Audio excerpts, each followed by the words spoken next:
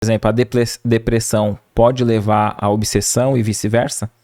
A obsessão à depressão? Pode, mas a gente tem que ter cuidado com essa afirmação. Principalmente quando a gente fala de depressão, porque só voltar um pouquinho. Às vezes, como eu falei, às vezes a gente vai na casa espírita, a gente quer que tire o espírito. A gente não quer fazer reforma íntima, a gente não quer ouvir evangelho, a gente quer ficar livre daquele espírito que está perturbando a gente, né? Muitas vezes na depressão também, a pessoa vai na casa espírita, por quê? Porque ela não quer fazer terapia. Porque a terapia vai fazer ela ter que olhar para si, e vai ser um processo muitas vezes doloroso. Ela não quer ir no médico. Ou se ela vai no médico, ela quer só tomar o remédio ali por remédio, né? O remédio vai resolver meu problema. Né? E a maioria dos médicos falam, o remédio ele vai auxiliar o seu corpo a funcionar, porque a gente sabe que na depressão tem várias questões complexas no cérebro, das sinapses cerebrais, de enzimas. Então, assim, o remédio vai te ajudar na parte física. Para quê? Para que você tenha forças, para que você tenha condições de buscar toda uma mudança de vida, que vai incluir a terapia e outras mudanças na sua rotina. Então, às vezes, a gente busca, numa situação de depressão, querendo só assim, eu vou tomar passe e vai me resolver, ou vou para a reunião mediúnica e vai resolver meu problema. Até ao ponto da pessoa criticar a casa espírita, né? Aquela é fraca, porque não resolveu o meu problema, exatamente, né? Exatamente. Quando, na verdade, a casa espírita, o que ela vai trazer? A evangelioterapia, que é o principal, é o maior tratamento, e que vai atuar justamente junto ali com a psicoterapia não faz o espírito pensar sobre si, sobre suas emoções. A evangelioterapia vai fazer a mesma coisa. Vai fazer o espírito pensar sobre si, sobre suas emoções, sobre sua postura, suas decisões. Vai ter a assistência espiritual através do passe, que de fato vai auxiliar a esse equilíbrio energético, essa questão do espírito que porventura pode estar próximo. E às vezes aí nem só de vingança, às vezes um espírito deprimido também. Pode ter se aproximado por afinidade. E aí, na verdade, ali ele vai ser auxiliado. Né? Você vai à casa espírita buscar o auxílio para você e aquele espírito ali também é auxiliado. É curioso que já aconteceu, né, de estar numa reunião, né, mediúnica, e a gente dialogando ali, né, com o espírito através do médium, e ele falou, não, você não tá vendo que você tá prejudicando tanto você quanto a pessoa, né, que está vinculada.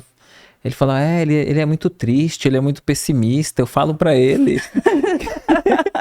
Falei aquele curioso, né? O espírito não se dava conta que ele era um enfermo tanto quanto o encarnado, né? Sim. E ele falava, eu falo pra ele que ele tem que ser mais otimista, ele fica muito pra baixo, a gente tem que se divertir junto. Eu falei, o grau de ignorância, mesmo fora da matéria, né? Exatamente. Porque não é porque desencarnou que a gente, né, ganha todo o conhecimento. Muito ao contrário, a gente permanece ali com o conhecimento que nós temos e vamos adquirindo ou não mais conhecimentos, né? Então, falei tudo isso para falar essa questão se a depressão leva à obsessão, a obsessão leva à depressão, né? Muitas vezes, o espírito que estabelece esse processo obsessivo com a pessoa encarnada, ela percebe essa culpa, né? Quando você vai falar espiritualmente da depressão, muitas vezes tem um sentimento de culpa que não é consciente, é inconsciente, porque... A gente tem o véu do esquecimento quando a gente reencarna. Então, não lembro do que eu fiz anteriormente. E graças a Deus é assim. Perfeito. Porque se eu cometi muitos enganos, né? Imagina se eu lembrasse que eu assassinei minha mãe. Né? Como que eu ia lidar com essa questão? Então, no campo consciente, a gente não lembra. Mas muitas vezes a gente traz essa culpa de que já cometi muitos erros. E aí a gente tem ainda aquela visão, isso tem um nível de orgulho aí, né? Que a gente tem aquela visão de Deus que pune. Então, se eu me sinto culpado, o que eu faço? Eu me puno. Eu não mereço ser feliz. É uma autopunição, É uma né? autopunição. Eu não mereço ser feliz, eu não mereço que as pessoas confiem em mim, eu não mereço... E aí, aonde que o espírito obsessor vai agir? Ali os dois estão com a mesma, ele também quer te punir. Ele também acha que você é culpado. Aí ele potencializa esse tipo de pensamento. Ele potencializa esse tipo de pensamento. Exatamente. Então, ainda assim, ele pode até reforçar um processo depressivo que a pessoa já passa, mas ele está reforçando, porque ele já carrega aquela culpa dentro dele. Então, às vezes, independente do caminho que a pessoa vai escolher, né, como terapêutica ali, seja um psiquiatra que vai indicar uma medicação, terapia com psicólogo ou a casa espírita mesmo, às vezes falta um pouco de boa vontade, independente do caminho, né, que vai seguir. Porque na tua fala eu tava pensando o seguinte, a gente vê às vezes, né, propaganda de academia. A pessoa não quer ir lá e fazer academia, quer comprar aqueles aparelhos, né? Que põe, liga um botão, Exatamente. que o outro vai fazer o seu esforço, né? E assim tantas outras coisas. Então a gente acaba buscando facilidades e não quer pagar o preço do esforço próprio, né? Quer delegar para o outro a responsabilidade sobre si, né? Sim.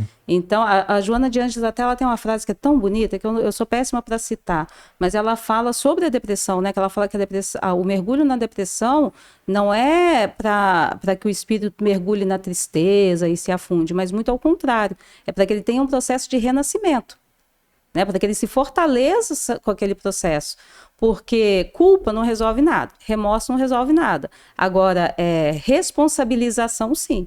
Tá, eu errei com você, eu me senti culpado, mas é um processo rápido aí. Senti culpado, arrependi, o que eu faço quando eu me arrependo? Eu vou tentar consertar o que eu fiz com você. Não adianta eu ficar tentando me punir. A Joana de Ângeles diz algo assim, ela fala assim, pra gente substituir a palavra culpado, porque o culpado no julgamento, ele já tá condenado. Ele já tá não condenado. resta nada pra ele a não ser cumprir a pena, né? Exatamente. Agora, quando fala responsável, já muda totalmente, figura, porque e a doutrina espírita tem disso, né? De que a gente assuma a nossa responsabilidade, né? Exatamente. Não terceirizando para Deus, para ninguém, né? Exatamente. Muito pelo contrário, assim, a justiça de Deus, bom, isso é a justiça dos homens, né? Você vai ver ali no papel, a justiça ela é restaurativa, ela é educativa, a proposta dela é essa. Sim. Se a justiça dos homens, que é imperfeita porque os homens são imperfeitos, já é assim, a justiça de Deus é educativa também. Tudo que Deus programa para a gente, tudo que a espiritualidade programa é para a gente dar certo. É para a gente conseguir consertar aquilo que a gente precisa consertar, é para a gente conseguir aprender o que precisa aprender, crescer com as experiências. Então, assim, Deus não ia permitir que a gente encarnasse só para se martirizar, de maneira alguma, não é esse o objetivo. Então, é que às vezes a gente está nesse processo de culpa por tantas encarnações que aí ele vem no corpo físico como um transtorno, por exemplo, transtorno depressivo, e aí precisa do auxílio médico no corpo. E às vezes a gente fica com a consciência pesada de erros dessa existência mesmo, né? Também. Imagine se a gente conseguisse enxergar o que fizemos em outras, né? Exatamente. Eu lembro que eu li num livro que o espírito desencarnou e ele tinha tido uma última existência em que ele tinha ali um retardo mental. E aí no plano espiritual ele estava se alfabetizando novamente. E aí perguntaram para ele, mas em outras existências você já não era alfabetizado? Você não conseguiria desbloquear, vamos dizer assim, né? Lembrar das outras existências e retomar aquela inteligência que você já alcançou? Aí ele falou, sim, mas os meus mentores, o pessoal que me disse que eu iria também recordar o que eu fiz.